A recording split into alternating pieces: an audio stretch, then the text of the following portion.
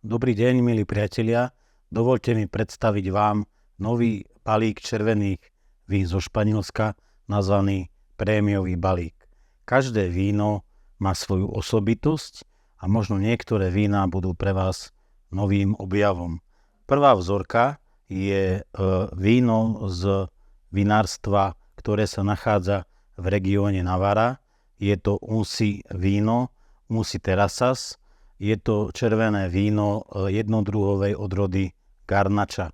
Garnacha je odroda, ktorá sa najviac podobá, alebo približuje sa Pinot Noir, holandskému modrému, má vyššie kyseliny. Tieto vinohrady sú v chránenom území a je to vinárstvo, ktoré pestuje iba túto odrodu, Garnachu bielu a Garnachu červenú. Ďalšou vzorkou v tomto balíku je veľmi špeciálna fľaša, ktorá sa volá Secreto. Je to z vinohradníckej oblasti Ribera del Duero. Toto víno stvorila enologička vinárstva, mimochodom prvá španielská Master of Wine. Je to víno, ktoré sa snažila spraviť naopak ako ostatné ťažké, opulentné vína z vinohradníckej oblasti Ribera del Duero. Je to veľmi zamatové, veľmi jemné, je to veľmi hodvábne víno a preto sa volá Secreto. Ďalšou vzorkou je víno, ktoré sa volá Venta del Puerto 18. Je to absolútne iné víno ako tieto vína, povedzme klasické zo Španielska. Je to víno, ktoré zrelo 18 mesiacov výhradne v nových barikových sudoch z amerického dubu.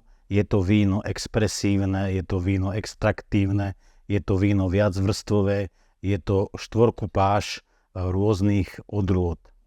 Ďalšou vzorkou štvrtou je víno z malého vinárstva Gómez Cruzado. Je to Rioja, klasická Rioja v klasifikácii Crianza. Toto vinárstvo sa vyznačuje tým, že časť vína zreje v dubových sudoch, časť vína zreje v betónových vajciach, rôznych nádobách a potom sa sceluje. Je to taký modernejší prejav Crianzy.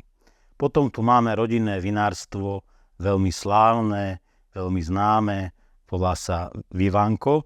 Predtým sa volalo dynastia Vivanco, ako kebyže rodina Vivanco. Filozofiou tohoto vinárstva je to, že všetky vína, ktoré sa vyrábajú vo vinárstve, musia prísť do styku s drevom. To znamená, uberajú to do drevených kadí, víno zreje v drevených nádobách, v drevených sudoch a tak ďalej a nesmie prísť do styku s železom alebo s umelou hmotou.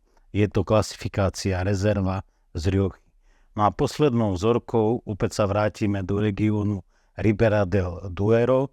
Je to vinárstvo Viña Mayor a je to 100% Tempranillo v klasifikácii rezerva.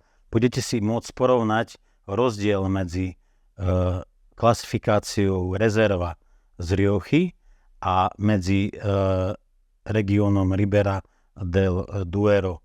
Takisto zistiť, prečo je Secreto secretom. Prajem vám príjemný zážitok a na zdravie všetkým.